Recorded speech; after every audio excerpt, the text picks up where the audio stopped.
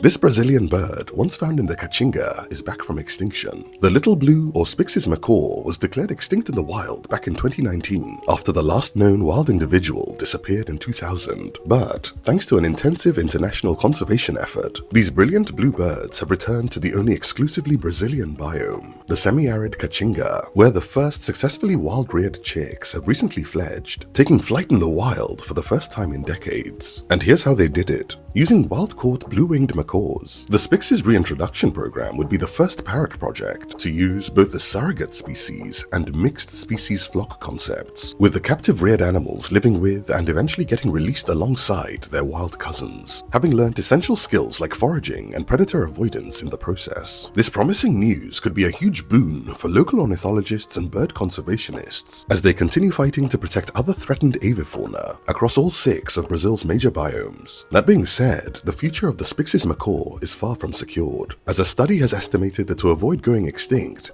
again, their population would need to grow to around 700 to 800 individuals within the next 100 years. A task that would have been tackled over the next 2 decades by the Brazilian government in collaboration with Germany's Association for the Conservation of Threatened Parrots, the home of the biggest captive flock of Spix's macaws in the world, until a string of alleged controversies would see the partnership dissolve in 2024. Fast forward to today, and the species now faces a new threat: cytosine circovirus. In particular, the response to the outbreak, which could see its wild members hastily recaptured, setting the project back some 10 years and casting further doubt on its future. And now you know.